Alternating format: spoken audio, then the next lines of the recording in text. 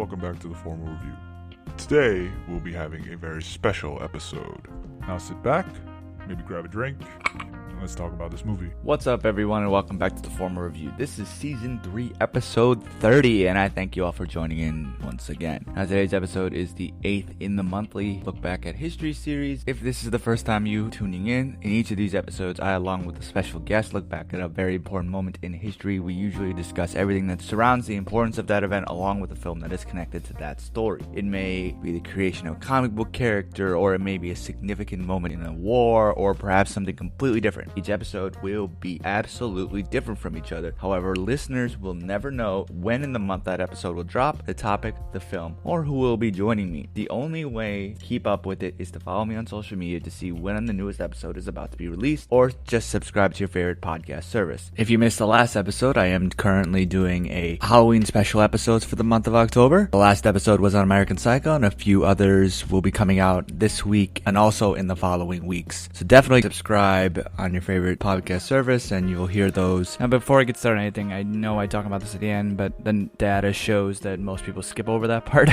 So I do want to reiterate the importance of leaving reviews on your favorite podcast service, because those reviews really help me grow and improve. A lot of you have talked to me offline, but I do really appreciate the reviews that already are out there. If everyone could just continue doing that and putting your thoughts on the podcast out there, or any way that you think that I could grow and make this more entertaining, feel free, and I'll look at them and I'll grow as such. So anyway, now today, October 13th, marks a very significant event in history. 30 years ago, in 1990, marked the end of a multifaceted civil war in Lebanon. But this war started developing many years beforehand. I won't go into all the details right now, but in short, it's a very complicated war, and we'll get into the full details with my guest in a little bit. Now, before I introduce my guest, I do want to preface this episode with a slight spoiler warning. And this movie was released in 2008, so you have had time to see it, but we do talk about some spoilers with this movie. We do try to not ruin the movie for you, but if you have issues with that, I definitely recommend going to watch the movie first and then come back and hear what we have to say about it. But if you don't care about that, keep listening. Now, my guest for this episode is my good friend Nasir. We've been friends for about 7 years, and I thought bringing him on to talk about this specific event, it would be a really good conversation to have. But more on that in a little bit.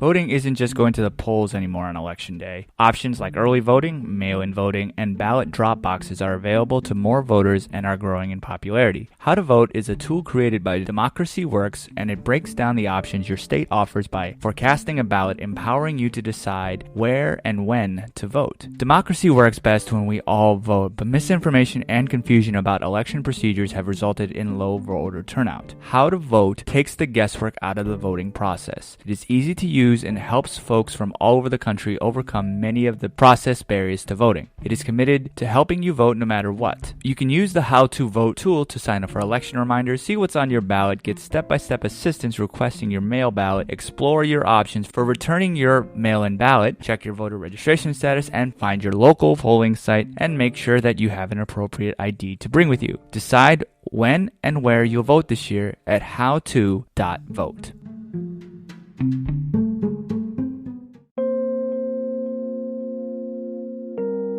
I now want to welcome my guest, Nasir. Hey, man. Yo, what's up? Not much, man. How are you? I'm good. Thanks for coming on. I appreciate it. We've obviously been friends for a long time now. Right. And obviously with this historic event, I thought that bringing you on would bring a good perspective for my listeners to know from somebody, especially from Lebanon. So why don't you tell my listeners and everything about your background and everything? Yeah, sure. My name is Nasir. I'm from Lebanon, born and raised. I left Lebanon when I was almost 18 years old, just a month before my 18th birthday. And I came to the US as a student, did my undergrad there. And after that, I moved to Canada. I did my master's at McGill University in Montreal, and I stayed in Montreal ever since. But yeah, like the early stages of my life up to early adulthood was all in Lebanon. So because the Civil War and everything kind of ended pretty much right around when you were born, obviously you weren't around during it, but when Americans and stuff, like, we talk about the Civil War, obviously it's a historic thing that's happened over 200 years ago, but that's something that relatively is new in comparison to Lebanon, and especially as you're growing up in this. So what comes to mind when you think about it, just in general? I mean, it's so recent, and for my generation, so as you mentioned, so the Civil War ended at the end of 1989, beginning of 1990, and I was born in 1990, and the Civil War had went on for 15 years, so it started in 1975, went on for 15 years till 1990. You know, even though like I was not born when the Civil War was happening, growing up, the ramifications and the effect of the Civil War were very present still and visible in our everyday life. I remember when I was a kid and when we used to go to Beirut, it was just a normal thing to see skyscrapers half destroyed or riddled with bullet holes, highways destroyed, highway bridges, some of them with shells, you know, in them, you know, like, and that was the scene, you know, and this was when I was around 5, 6, 7 years old. Throughout this whole time, the whole country was undergoing reconstruction, but like it took a while before everything was fixed up. When I hit my teen years, at that point the country was kind of rebuilt, but it took a while to rebuild 15 years worth of destruction, right? In 15 years, this Civil War was so ugly and long and destructive that in 15 years, no part of the country was spared. In terms of infrastructure, civilian buildings, anything, a lot of it was destroyed. So it took a while for it to be rebuilt. And also growing up, besides what I just described, Lebanon, as a result of the Civil War, was still under the Syrian influence. The Syrian army went into Lebanon during the Civil War with the green light from the Americans, under the guise that they want to go in to try to calm things down. But obviously that was not Hafiz al-Assad, who's Bashar al-Assad's father, the current dictator in Syria. His father was ruling at the time, you know, like he used that as an excuse just to bring in like about 40,000 Syrian soldiers into Lebanon so that he can control the country. And in the aftermath of the Civil War, the Syrian army stayed all this time, and Syria was practically in control of the whole country, you know. And growing up, we'd see inside Lebanon, imagine like growing up in your own country and seeing like roadblocks set up by foreign troops. Imagine you in America, for example. Imagine for some reason you're driving down the road and then a Mexican soldier has to stop you and question you or like ask for your ID card. Like how bizarre that would be, you know. That was the reality that we were living through, you know, up until 2005 when our prime minister at the time was assassinated, and that prime minister was popular among all of the Lebanese, and that kind of sparked a revolution. And with the support of the international community, we were able to pressure Syria into leaving Lebanon, and that's when the Syrian army left. That's the gist of it. I left Lebanon around 2008 after the Syrian army went out. Lebanon, you know, is very tumultuous. So if you're keeping up with the news, a lot of things happen between then and now. It seems like we never catch a break. That's for many reasons. I think the country remains severely divided. So like going back to the Civil War, because I don't want to go on tangents, because you can talk about Lebanon for years. It's just so complicated. So the Civil War started as a conflict between two political schools of thought. In the aftermath of World War II, the British, who were in Palestine, Israel nowadays, they had that country under control. And the British, during World War I actually, when they took that area from under the Ottoman rule, under their support, you know, the Jewish migration from Europe started happening to Palestine. That's because the British government during World War I received help from Jewish leaders, and those Jewish leaders had managed to get a promise from the British government that they will aid them to establish a Jewish country in the aftermath of World War I. And there were talks about where that country would be, and eventually, you know, like for historical reasons, that Jewish leadership, you know, said, oh, we prefer to be in Palestine because that's historically where we came from and would like to establish a country there. So under the support of the British, the European Jewish migration started happening. When World War II came around and ended, you know, at that time, you know, the whole decolonization movement started happening where, you know, empires as we knew them ended, and, you know, France and Britain started moving out of their colonies. And at that time, you know, that the Jewish settlers that came from Europe Europe had grown militant actually, and they started, because they wanted to push to establish their own country, and they started building up militias and even attacking the British troops that were in Palestine at the time, leading the British to actually classify them as terrorists. But anyway, fast forward, things change, like World War II ends, the British leave, and then in 1948, I think it was, when there was a push and international support for Israel to be established as a Jewish state, and then Palestine was thus divided. Some of the land was given to Israel, there was a decision that this other land will be given to the Palestinians to form their state. Obviously, the people who lived there did not agree with that. It's like, we lived here all this time, now you're telling us we have to leave. And I'm simplifying things, I'm probably glossing off a lot of details, but just to give people the background, that's where the conflict stems from, You had basically people who've been living there, the Palestinians, who happened, some of them were Christians, Muslims, and Jews. And then you had also the Jewish movement came from outside that wanted to establish a Jewish country in that area. So after that, there were several wars happening between the Palestinians and the incoming Israelis, and that led to refugees being pushed into neighboring countries like Jordan and Lebanon, because we are at the borders of current-day Israel. Over time, as the situation developed in Lebanon and the neighboring countries, but let's limit our focus to Lebanon, there was kind of two political factions. One faction said that this is not our concern, we should not interfere in this conflict, let's just stay on the side. And another faction was like, no, these are our Arab brethren, we need to help them in their plight, because what happened to them is not right. And obviously, there are many other complicated issues.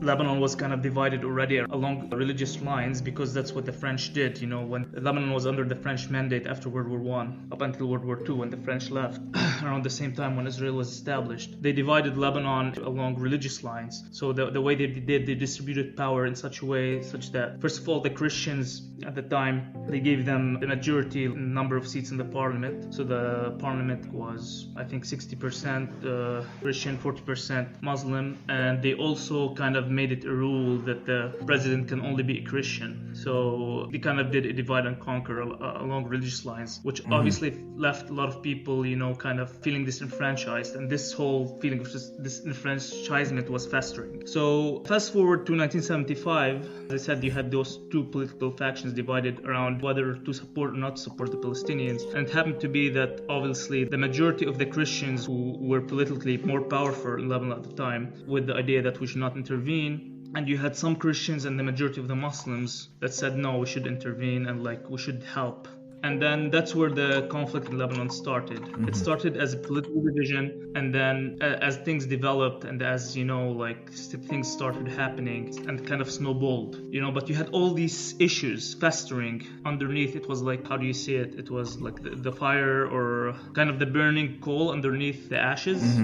It was all hidden, but all these festering issues were there, and it just kept piling up until it hit the spark in 1975. And there was an incident where some Christians were killed in church, and then there was a retaliation from a Christian militia that killed a bus full of Palestinians, and that was the main spark that kind of started the battles, and it kind of snowballed to a blown-out war. So what started along the line of political division, whether or not to support the Palestinian cause, over 15 years devolved into an ugly civil war that was fought along religious lines.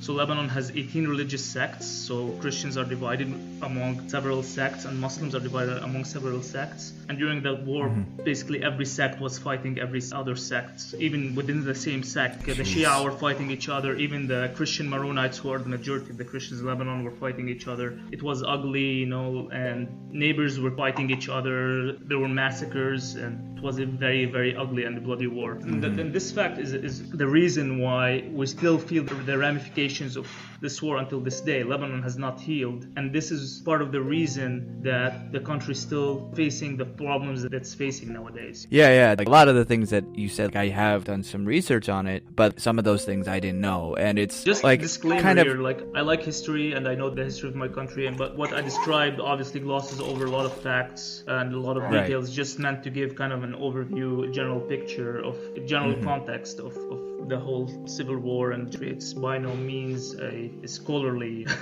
description of the events, Right. So when I first invited you to come on, you told me that the issues, talking specifically about the Civil War, is a very politicized topic. So I think you kind of touched on it a little bit. Why is that still such a politicized thing? It's kind of simple and not very simple. I guess it's kind of human nature. Sometimes people just don't want to admit the horrifying things that they did. That's part of it, I think. And the Lebanese society has not come to grips on admitting and being honest with each other, like the different factions of the Lebanese society, to kind of say we all wronged each other and it's time to admit that and heal and move on, especially right now. So if you think about it, the war was fought from 1975 until 1990. So generation of my parents, all of them, they lived throughout the war. That was their early adulthood way into like middle age, and throughout this whole time they were the main driver of society, right? My generation, the people who were born in 1990, we know about the war. Maybe in your family you have an uncle who died, or like an aunt who died, a cousin, an older cousin. But like for us, we did not live the war. We just know it and we lived with its aftermath. So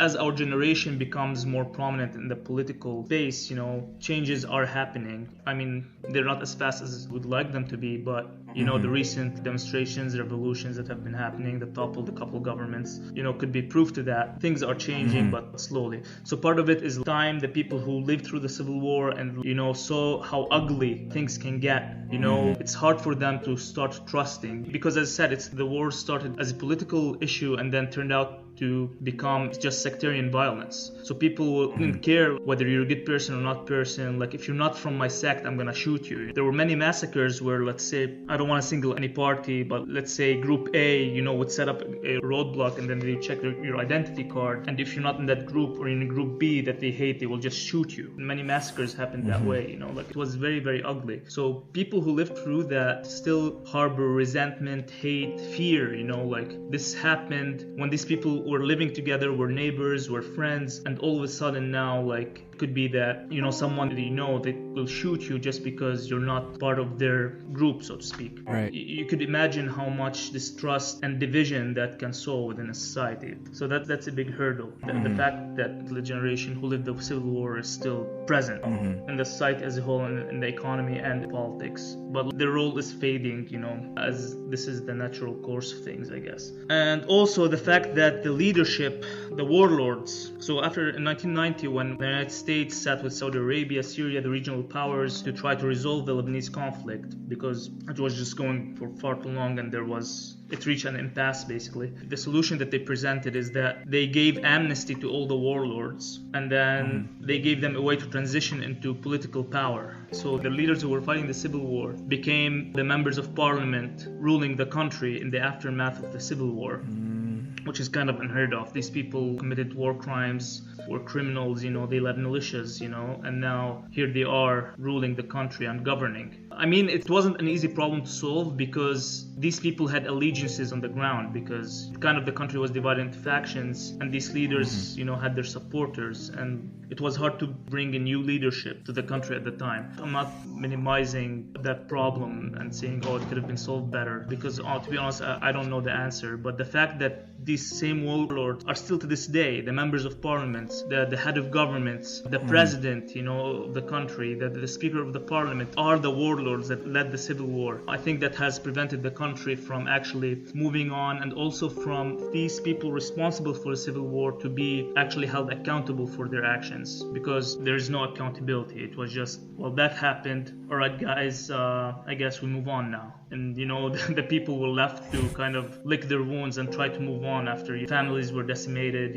massacres had happened, there was no real healing. That all got brushed aside in the interest of political agendas and certain international and regional powers having their guy running the show in a certain area of the country. Right. Obviously, one of the more recent events that has happened in Lebanon, went all over social media, is the explosion that happened about, when was it? Like a month or... August 4th. Oh, wow. Wow, time flies, man. Right. That feels like that was still almost yesterday. I mean, it was such a big explosion. I remember like when it happened, obviously I texted you and stuff, and luckily none of your family was hurt by it. But after that, interestingly, I started seeing you a little bit more like active. Maybe your sister or somebody like put out a video of you at some type of protest. Right. And you like talked about the corruption and stuff going on in Lebanon and trying to grow and everything. So was that corruption kind of the same corruption that you were just talking about? Precisely, yeah. Basically, the solution that was put for the Lebanese problem after the Civil War kind of took the militias mentality and the warlords mentality from the street and brought it into the state's institutions. So now, like, you did not have a parliament that's concerned of representing the Lebanese people. You had the parties in the parliament that reflected the religious division, among the religious sects. Then when it comes to forming governments and distributing responsibilities, it became that each politician who was a warlord previously will divert, like, let's say this warlord now is responsible for the Ministry of Energy, right? This guy will only give like contracts to companies that either he owns or some of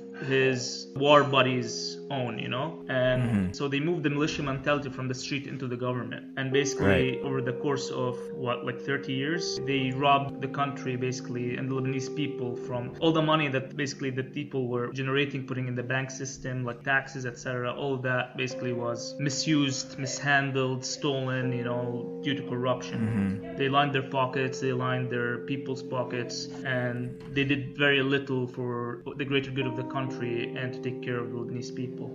So, and yeah, this, as you said, like going back to August 4th explosion, the investigations so far have revealed that the explosion was because of major oversight and corruption that happened at the port of Beirut. Basically, this shipment of ammonium nitrate, which is like 3,000 tons, was present in the port for over like 6 or 7 years, I think. And the reason why it was there, it seems like it has not been proven, that investigation is ongoing, because the guy responsible for the customs of the port was trying to sell it for a profit, even though he was not supposed to store it there, and like he was told multiple times to go to the responsible authority, which would be the Ministry of Transportation, and handle that shipment, like move it, put it in a safe place, or dispose of it correctly. But like he kind of just brushed that off and kept that in the warehouse inside of the city, the biggest port in the country, which is right in the side of the city. He was probably selling some of the ammonium nitrate in hopes of selling the whole thing, and making a couple $1 million off the deal. Jeez. Yeah, exactly. So that shows you how far the corruption goes. And this guy was an employee, but like it's not like he's very, very high up. So corruption goes because, what happens is like you have the minister, which is like a member of the cabinet in the US, it's equivalent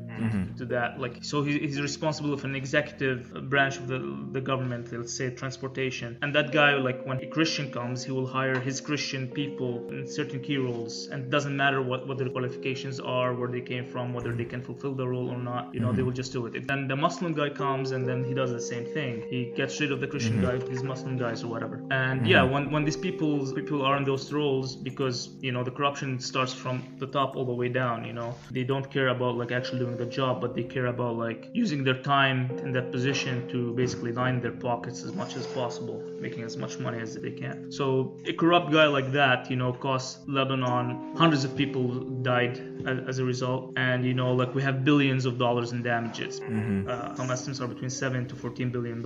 So yeah, just for him to make a couple $1 million worth of legal profit. So that goes to show you how corrupt the country is. Yeah, that's awful. Even though this is a presidential election, there are many more candidates on the ballot not named Joe Biden or Donald Trump. Go to Ballot Ready for a nonpartisan guide to your entire ballot. From there, you can compare candidates based on stances on issues, biography, or endorsements, and then save your choices to use when you vote by mail or in the voting booth. You can even request your absentee ballot or make a plan to vote early on election day. As with all elections, this really matters. Make sure you have a plan to vote and you vote informed. This year, with changes to polling places and and vote by mail laws as a result of the COVID-19 pandemic, it's more important than ever to have a plan to vote. Local elected officials affect our lives every single day. They decide who to prosecute, monitor the quality of our drinking water, and choose the leadership of our schools. 30% of voters take the time to vote and then leave some part of their ballot blank. This is a missed opportunity to choose the leaders of our communities and our country. It's okay if you're unfamiliar with some of your more local positions, so go to ballotready.org and enter your address to make a plan to vote and vote informed. So to move back into the movie, Waltz with Bashir is a 2008 Israeli animated war documentary drama film written, produced, and directed by Ari Folman. The film was made from Folman's memories of the aftermath of the 1982 Sabra and Shatila massacre, which took place when he was an 18-year-old soldier for the Israeli army. The massacre was the killing of mostly Palestinians and Lebanese Shiites by a militia close to a predominantly Christian right-wing organization party in the Sabra neighborhood and the adjacent Shatila refugee camp in Beirut, Lebanon. The soldiers were ordered to clear the Palestinian Liberation Organization fighters out of this area. Now, afterwards, they did an investigation of the killings to find out how many people were actually killed. However, they did not ask Lebanese witnesses to come forward, and Palestinian survivors were afraid to testify, and some other people were forbidden to give a testimony. As such, he determined that there was only about 460 people that had been killed, which included 15 women and 12 children. However, this has been noted to be a huge miscount, as the Israeli intelligence estimated between 700 and 800 people were killed, and the Palestinian Red Crescent claimed about 2,000 dead. So it's a pretty broad range, and to this day, it's kind of unsure how many people were killed in this specific event. So this film follows Folman's attempt to regain his memories of the war through therapy, as well as conversation with old friends and other Israelis that were present in Beirut around the time of this massacre. When it comes to this movie specifically, it's one that has been banned in some Arab countries, including Lebanon, and it's interesting because it's made by a Israeli, and one of the issues with the film as going into it, you and I were talking offline about, because this was a movie that even I haven't seen before, so we were wondering how accurate it was going to be or how one-sided it was going to be, because it's not the point of view from the Lebanese, it's the point of view from the Israelis, which, I mean, that's one out of how many different sides of this. You were mentioning there's many sects of people fighting, and so before I saw this, I saw that this is banned. It's definitely pro-Israel, but you texted me after you watched it, and that's kind of not how it is. And yeah, it's just still interesting to me that this movie's banned, and I think based on what you said, they're in a way ashamed of the horrible things that were done. What are your thoughts on that? All right, so you're right. Part of it is shame and unwillingness to look yourself in the mirror and see what you've done, and admit it and figure out how to deal with it. That's definitely part of it. The other part of it, we've been talking about the Lebanese Civil War, corruption in Lebanon, but we have not explained where Israel comes into play in all of this, right? Because for people who don't know the history of the country or anything about the Lebanese-Israeli wars, they'll be like, all right, so you're talking about civil war in Lebanon, what the hell Israel has to do with all this stuff, right? Which makes sense. But so to give people an idea, so basically what happened after Israel established itself as a state, obviously Palestinian resistance formed, they were trying to fight to win their land back, and also there was Arab coalitions that happened to support them. All these failed. Around the time that the Lebanese Civil War happened, the Palestinian Liberation Organization, otherwise known as PLO, which was led by the late Palestinian president Yasser Arafat, that died years ago. He was the president for a long time, or the leader. And they had moved their operations because they were pushed out from the Palestinian territories into Lebanon. And they had their army and militia. And this is where things started getting heated in Lebanon, because people were saying, all right, these guys are coming in here, they're setting up roadblocks. They are not Lebanese, but they have their own weapons, their army, and kind of attacks the sovereignty of the country. And those people, in retrospect, when you think about it, they were right. But even then, because of the general Arab climate at the time was, no, we should support the Palestinians. So Israel, basically, after that, around that time, 1975, the PLO had started launching attacks into Israel from Lebanese territory. And obviously that didn't sit well with Israel. So that was the reason why Israel went into Lebanon. And that's how the Lebanese-Israeli wars started, right? The big ones. I think the first war happened in 1949. I don't know the dates exactly, but like it was around the formation of Israel as a state, where there was a war between the Israelis and the Palestinians, and a lot of people got kicked out of their homes, and into neighboring countries. And there was a war between the neighboring countries and Israel that ended in obviously nothing getting resolved, and it continued on. I mean, the Israeli-Palestinian conflict continues to this current day, so that situation still has not been resolved. So as the civil war was happening and the Lebanese state had basically became a failed state, it was chaos. Everyone was fighting everyone, and the PLO was launching attacks into Israel from the Lebanese territory. The Israelis were like, all right, we're gonna invade Lebanon to kick the PLO out. And in 1982, which is the year of Waltz with Bashir happened, Israel came into Lebanon and they reached all the way to Beirut, and that's when the events in the movie transpired. Now, you were asking about the movie being banned in Lebanon. So basically, Lebanon and Israel remain in a state of war. There is a truce, but the countries remain in a state of war. There is a lot of weariness. Actually, it's forbidden by law, for example, to buy Israeli products, for example, or even to meet an Israeli citizen and be friends with them. That could get you to go to jail, because we're not allowed to go into Israel, obviously, as Lebanese citizens, and Israelis are not allowed to come to Lebanon. The countries are in a state of war. That's part of the reason why the Ministry for Information would say, we're not gonna allow this movie to be screened in Beirut or Lebanon. But also there's part of it that people think, oh, it's just Israeli propaganda, like they're gonna have to try to twist the facts, blame everybody but themselves, so you have also that kind of line of thinking. But you have many reasons what could lead to the ban. But I read online that despite all this, some group of people were like, no, screw this, we're still gonna show it, and they showed it in one cinema in Beirut. Right. I think that was the only time that movie was officially shown in Lebanon. Obviously, like these days, you can get everything, whether it's online or digitally, I'm pretty sure almost everybody has seen the movie, so it's not like you can prevent people from not seeing the movie. So the internet is not blocked or monitored in any way. Yeah. So now going into the actual movie itself, what did you like about it? Because the things that I thought were like really, really cool was, one, the intro to this movie I thought was so engaging. I thought it was a powerful way into it, like it was kind of messed up, but like the whole story, Yeah, I wasn't expecting that, and the animation of the dogs that really look honestly kind of demonic, running full speed and kind of like this real intense music and everything. That intro, I didn't know what was going on, but I was 100% engrossed in that moment, and this is just the opening credits. Yeah. What's so interesting is like you describe them as demonic dogs, and that's what I thought. Oh, here comes some metaphor now about like how these dogs are the Lebanese fighters that were fighting against the Israeli army or whatever. But then the twist was, no, these actually are the dogs that the guy had to shoot. It wasn't that they represented something bad. In fact, they represented his guilt, because he had to shoot these dogs, as he described later, when they were invading the villages, so that they would not alert Palestinian fighters that were hiding in those villages that the Israeli army is invading. It was an interesting twist. I thought the exact same thing as you did. Thought this is going to be some metaphor of, like you said, representative of the Lebanese side of it, and this is just like the Jewish. But then it wasn't that, and I thought that was really well done in that sense. With the story, how everything just feels very dreamlike, especially in the flashback scenes. It's so, I guess, fantasy-like in a way. And you see even how the director trying to figure out what happened at the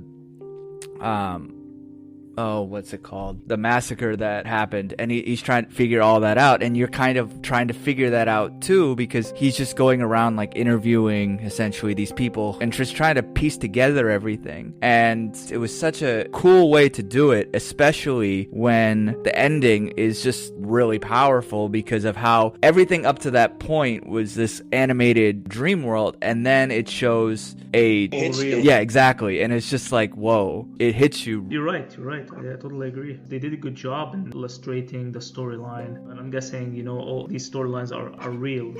Because the interesting part about this movie, the reason why I walked into this movie with an open mind, well, because it was telling the events from the viewpoint of the Israeli soldiers. I had this idea that it might be biased, but after I had seen the whole movie, it actually, I didn't think it was. There were some comments made sometimes that bothered me. Like, I remember one of the soldiers, this kind of stuck out to me. Remember the scene where they go into an orchard and there's a boy that attacks them with an RPG? Yes. Before that, he was talking about it. He said, oh, we're just going in there to hunt some terrorists or get some terrorists. Hold up, you are the invading force and you're describing the people fighting against you as terrorists.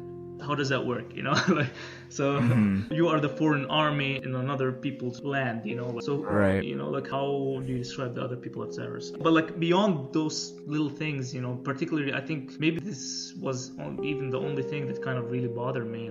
I didn't think there was bias. In fact, there were scenes actually in the movie, maybe what I don't like, someone doesn't know who the Israeli leadership is. In the movie they show two pictures that were two guys that were on the telephone giving orders, and one of them is Ariel Sharon, which was the defense minister at the time, and who became the Israeli prime minister for a long time after that. And he was Israeli version of John Bolton, if he likes war and he likes he's ruthless, especially towards the Palestinians and Arabs, and he was leading the operation during that time. And also they show the Israeli prime minister talking to him. And even though it might be something that I don't completely like, but I think they did an okay job of doing it. I don't think they emphasized a lot the Israeli responsibility over the Sabra and Shatila massacres, but they did touch on it. Remember when he was talking about how one of the commanders had talked to Ariel Sharon? They called him Eric Sharon, I think, in the movie. And he told them that we're getting news that, a massacre is happening. And the guy was like,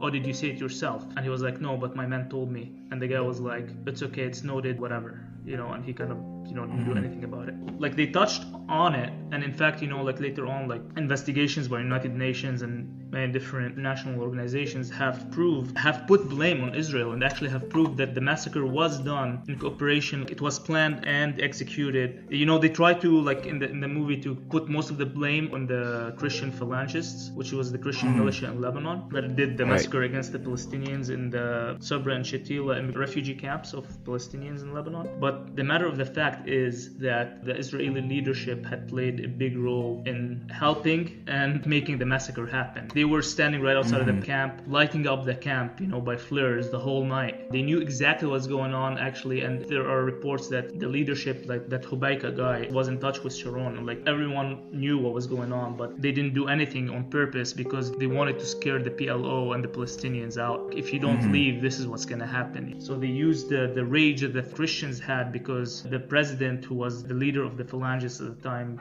Bashir had just been assassinated, and they used the fury and the rage that they had, directed it towards the Palestinians. And the Christian militia at the time was gonna direct its fury at the Palestinians regardless, but they helped them. The Israelis gave them cover to direct it at the Sabra and Shatila refugee camps, and they allowed them to commit the massacre where thousands of people died. I mean, we're talking about obviously real events here that have happened, and this film is a documentary, but what's really interesting is that it doesn't feel like that, which I thought also, again, it goes into that whole idea of the movie doesn't feel real for the first, 95% of the movie, and then the last 5 minutes it's oh crap. With everything that you've talked about already, that shows even more so how powerful this movie is. And I think that's a really interesting perspective, because obviously when it comes to looking at the Israeli side, yeah, you're right, they're the invading force, and there's going to be, I would say, a little bit of bias from the perspective. I think they tried to be as subjective as possible and sticking to storytelling from the view of the Israeli soldiers and what they went through and what they saw. And they touched on the Israeli culpability and the fact that the Israeli leadership knew about the massacre and they were, in a way, the partners that made it happen. But they shied away from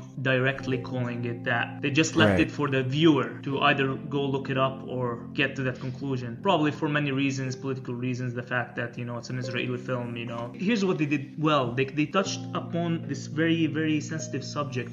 When you see something like this, you think the Jews in Europe had just went through, in the World War II, horrific Holocaust, horrific treatment where they were put into these ghettos and massacred and killed. And then here you have a Jewish government inflicting the same kind of misery on other people. That's very hard for the Israeli society and the Israelis also to face themselves in the mirror and say, yes, we did that.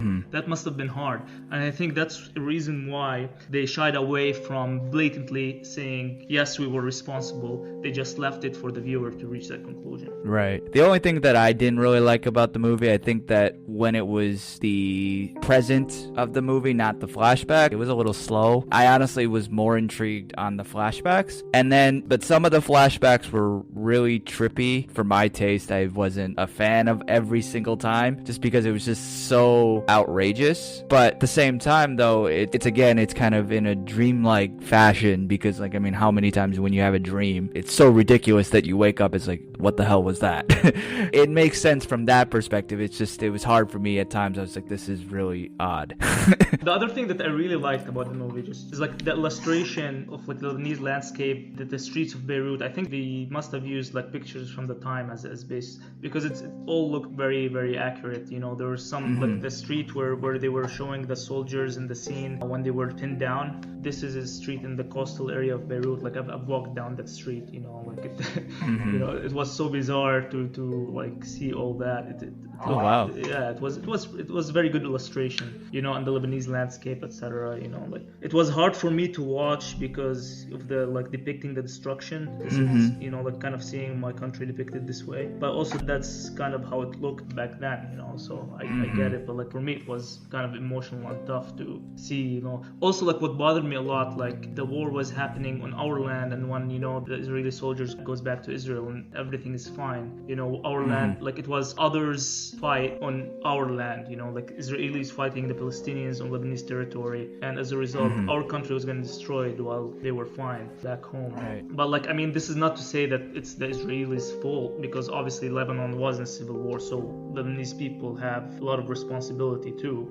This is not to absolve Lebanese people from the responsibility, but like as a Lebanese person, you know, I couldn't help but think about that.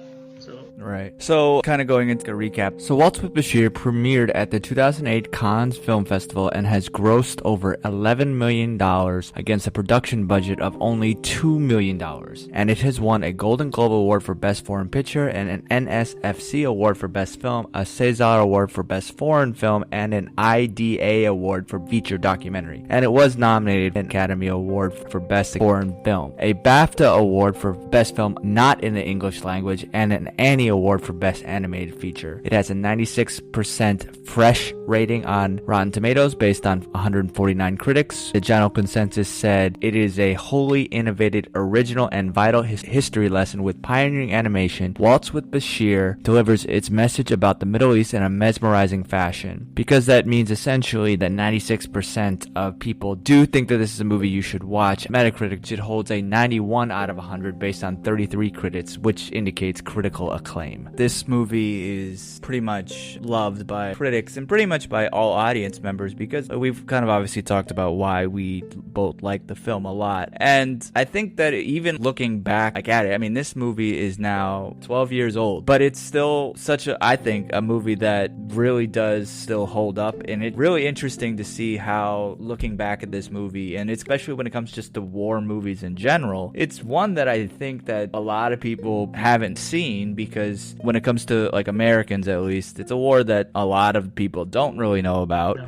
And two, it's a foreign movie with subtitles, and most people don't watch movies like that. And then you add in the fact that it was marketed as a documentary more so than anything else, and most people don't watch those unless it's like on Netflix and everyone's watching it. But I think this is, if anyone likes war movies because of the historical aspect of it, this is one of those movies that I think anyone should watch. Even though it's an animation throughout the entire time, it has some really powerful and brutal moments that, if you appreciate that in war movies, this movie works for that, which I think goes into why this film is important, especially for Americans, to know about a culture that you don't know, or in a war that you probably either wasn't taught about in school, or you know very, very little about it. But what do you think? I totally agree with you. I think this movie could be a great segue for anyone who's interested in the conflict in Palestine, Israel, Lebanon in general, and a great way into kind of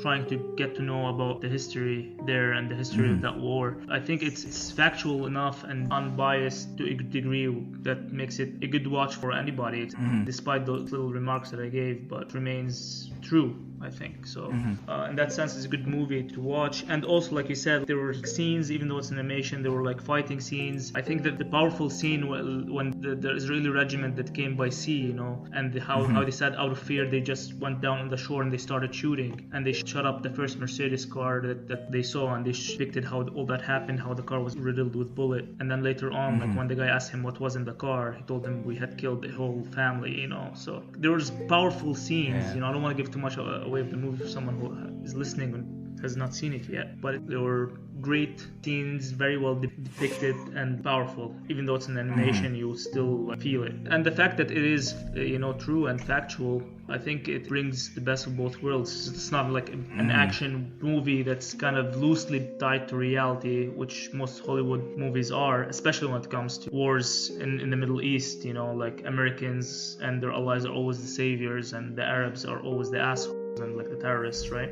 This kind of documentary actually tells true events and highlights the mistakes that had been done on the Israeli side, and as well the ugliness and the mistakes that happened also on the other side, especially in the massacre of Sabra and Shatila. I think it's a great watch. I highly recommend it. Yeah, same here. Alright, so if this is your first time tuning in, what I always do with a guest is have a set of questions, and this is based on the TV show Inside the Actor Studios, because James Lipton passed early this year on March 2nd. Lipton took his inspiration from the French book talk show host Bernard Pivot, who had a similar questionnaire at the end of every episode on his show of apostrophes. However, it was not invented by Pivot, it was invented by Marcel Proust. I was a big fan of Lipton's Inside the Actor Studio, so to keep his memory alive, I thought I'd have a list similar to his at the end of each episode whenever I have a guest on. Now, I'm not going to keep the exact questionnaire that James Lipton has done, just like he did not keep the exact same questions that Pivot did, but I do want everyone to see where my guest heads at when it comes to movies. So this will be a little bit of fun. So let's get started.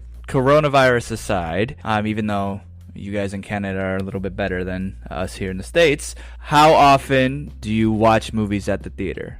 Not a lot. Twice a year. On the opposite side of that, again, coronavirus aside, how often would you watch movies at home? Let's say once a week on average. Okay. Which actor or director, you can kind of pick one, will make you watch a film no matter what? What's his name? Like I'm blanking out. Alright, Matt Damon is great. I love Matt Damon. I also like, what's his name? The Italian guy. That doesn't help very much. Leonardo DiCaprio. Yeah. Super bad with actor names and director names. But yeah, I love Leonardo DiCaprio's movies. Matt Damon movies also. I like him. Okay. Do you prefer digital or hard copy movies? I don't buy a lot of hard copy stuff. It's more convenient. I don't have to worry about storing it. What movie-related profession would you like to attempt if you could? Stunt car driver. So what is your favorite movie or movie genre if you can't pick one? Action movies. What is your least favorite movie or movie genre if you can't pick one? Horror gore. Best Batman actor? The guy from American Psycho, Christian Bale. Yeah. Is it biopic or biopic? I think biopic. And the last question is, if heaven exists, what would you like to hear said to you when you arrive at the pearly gates? Welcome to heaven. Need to know where the hell I am, right? Is this some sick joke where the gates open and you're in hell? So that wraps it up. Thanks, Nasir, for coming on. Thank you. This was fun. Now, if somebody wants to reach out to you, how do they do that? So you can reach me on Instagram. My Instagram handle is Nasir_AZ. So NASSIR_AZ. Or you can email me. My email is Nasir, NASSIR howto.vouziki@outlook.com. Feel free to reach out if you have any questions or you just want to discuss the movie topic or anything else. I don't mind. Yeah, thanks again for coming on. Appreciate it. No problem. It's my pleasure. All right. Talk to you soon. Yep. See you. Bye. What do you think of the movie? Let me know. Hit me up on social media. The Formal Review is on Facebook, Twitter, and the Gram. I post many things, including trailer reactions, so go check those out. The handle is all the same. It's at The Formal Review. Feel free to also check out backseatdirectors.com, where I work with a big team to put out movie reviews and also editorials. Again, that's backseatdirectors.com. Please also subscribe to The Formal Review. We're on Google Podcasts, Apple Podcasts, Spotify. We're now on Amazon Music, iHeartRadio. Honestly, pretty much anywhere you can find a podcast, we have our content there. Also, I'm always wanting to grow and improve, so please leave a review and what you want to hear, because I really do this for you all. I see the numbers, and I really appreciate everyone supporting me and talking to me about movies, because frankly, that's what it's all about. And for anyone who has supported me on a financial basis, thank you again. And if you want to help support on a financial basis, please go to anchor.fm/the-formal-review and click support this podcast. And honestly, any donation is appreciated. Thank you all again for tuning in. And until next time, wear your mask, wash your hands, stay safe, and take care, everyone. Thanks for tuning in to another episode of The Formal Review. Cheers, and we'll see you next time.